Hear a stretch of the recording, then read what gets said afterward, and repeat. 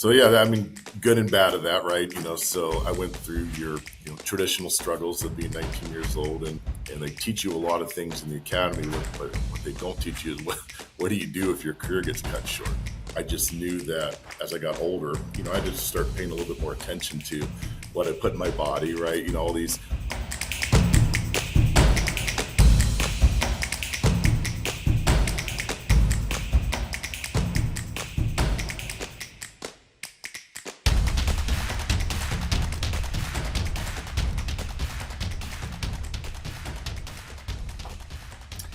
All right, guys, good afternoon. Good to see everybody. I know today we're doing a recording on an off day, not on a Friday like we're normally doing, because I got my friend Jeremy Lantz on today. I'm really pumped about today's call. I want to welcome everybody to Clear Channel. Obviously, if you haven't got a chance to subscribe, go to YouTube, KLEAR channel. Please subscribe.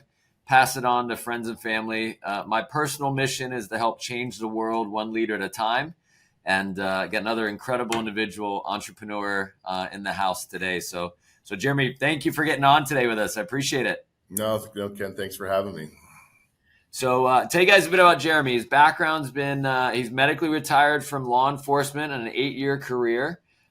He's been in the merchandise and brand development world for many years. It seems like you have a ton of brands, ton of background working with multi-million-dollar books of business, everyone from Burton, Saddle Ranch Chop House, the Viper Room, K-Swiss, Iron Man, Coyote Ugly Saloon, Planet Hollywood and Casino, MGM Hotel and Casino, the UFC.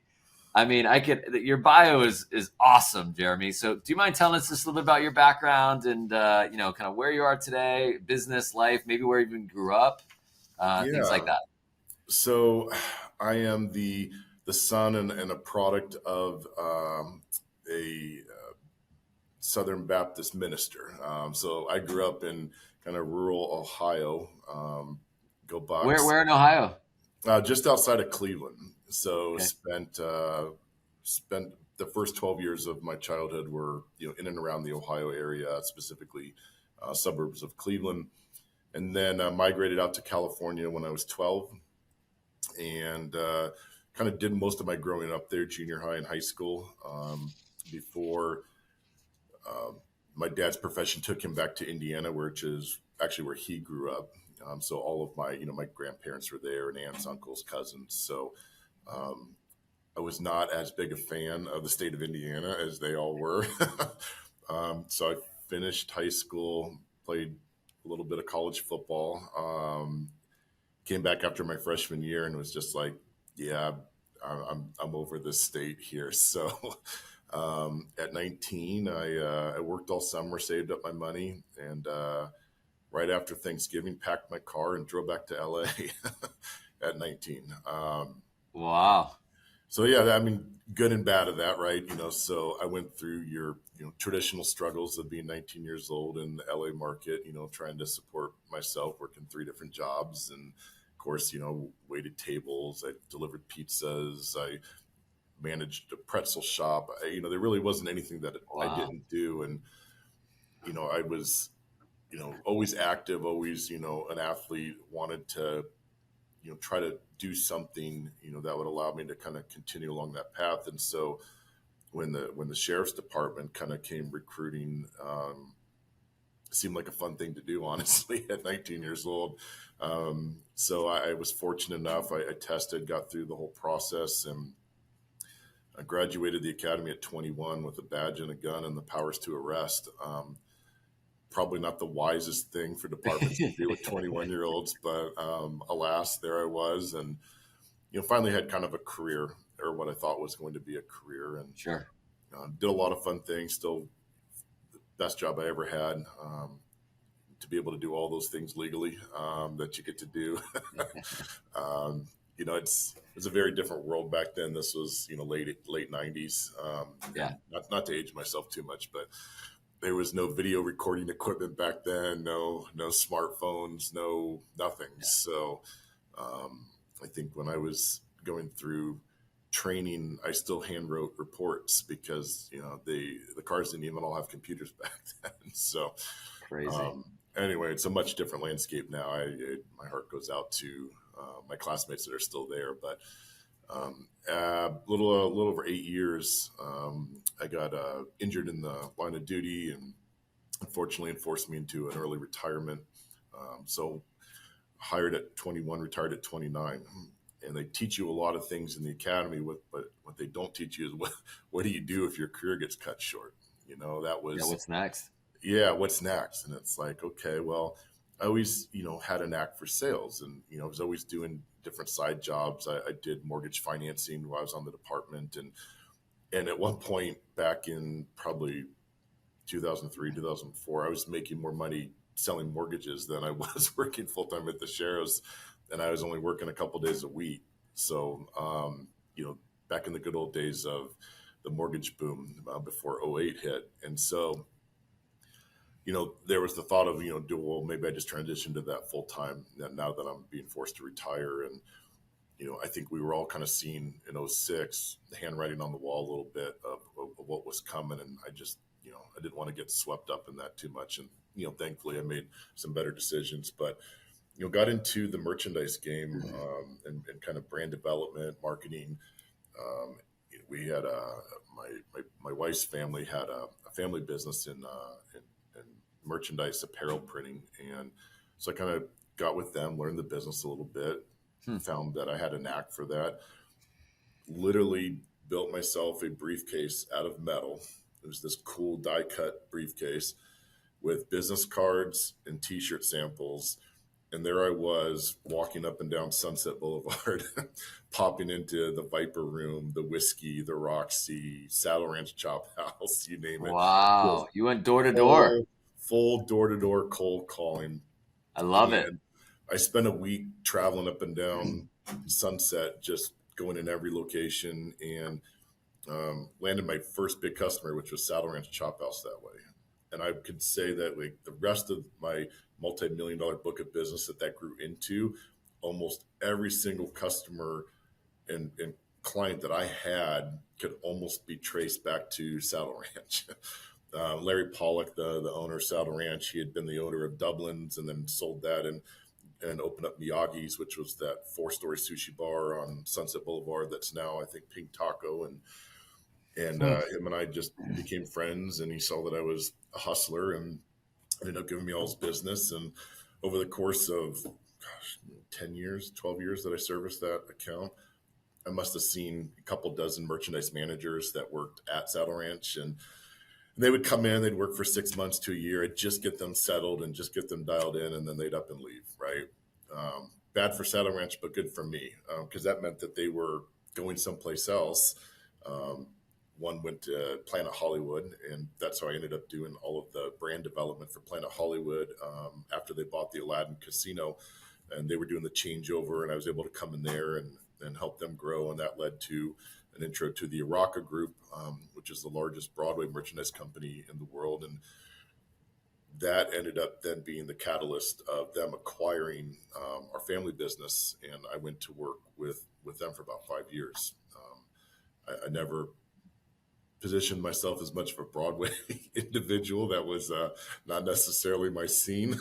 Sure. But they were the producers of Wicked, so like that was kind of like their big gorilla. And Awesome. from Wicked, they did Jersey Boys and Rock of Ages and 9 to 5 and Book of Mormon and just this litany of other things. So while there, though, I got to kind of cut my teeth in the startup world, which was kind of a unique experience for me. So we helped launch Her Universe, which was the first female branded sci-fi apparel line. Started by a lady by the name of Ashley Eckstein, who was the voiceover actress on Star Wars: The Clone Wars. And her husband was David Eckstein from the Anaheim Angels and St. Louis Cardinals. And we grew that, and that ended up getting acquired later down the road by Hot Topic. And Hot Topic still owns it as one of their house brands. And then Hasbro at that time had just purchased Wizards of the Coast up in Seattle. And Wizards produced a lot of games like Dungeons and Dragons and Magic the Gathering. And so I helped them develop an e-commerce platform and grow Magic the Gathering and Dungeons and Dragons apparel, put that into Walmart, Target, card and comic book hobby shops, and just kind of all over. So that that was a great experience as well. And so I got the bug there a little bit on the startups, and that led me then to launching my own merchandise company back in 2014 called Torches Design Studio. I'm sorry, 2013. Ended up moving the company from LA over to Charlotte, North Carolina, which is where I'm currently located at. And the beauty part about having a national book of business is it really didn't matter where you worked out of, right? Yeah. Kind of be anywhere, and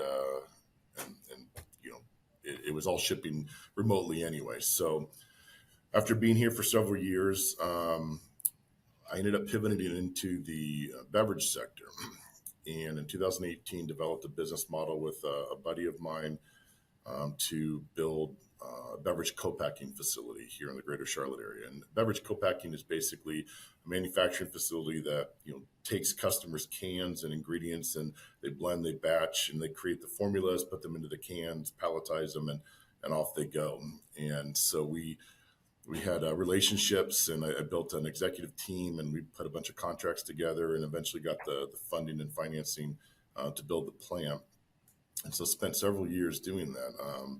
Transitioned out of Torches, turned that over to my partner, and I ran Prime Beverage Group as their CEO for several years, doing the startup, the build out, the commercialization of the machines, and then basically ran that until early 2022 when I transitioned out of that. That was a great project, but it was very all encompassing. I always say, like, I lost 3 years of my family life doing that project. It was 100-hour weeks, and when something went wrong, I was there to fix it. And so Yeah, you're the guy. it just was a grind, and after so long, it became something that I needed to make the transition out of. And so I did that, and then was trying to kind of like position, like, okay, what's next here? And obviously with the brand development, merchandising background, coupled with now the beverage industry knowledge and connections, starting my own beverage company seemed to be like the next logical step, right? And so the situation though with that was, how do you find a beverage category that hasn't been done to death, right? And so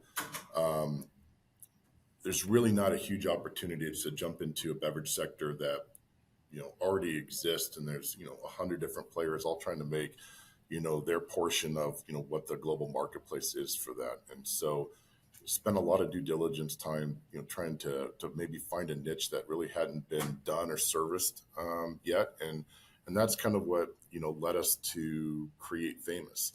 And FAMUS is the world's first ultra premium energy drink. It had never been done before. Don't know why. Obviously it was difficult. It wasn't easy.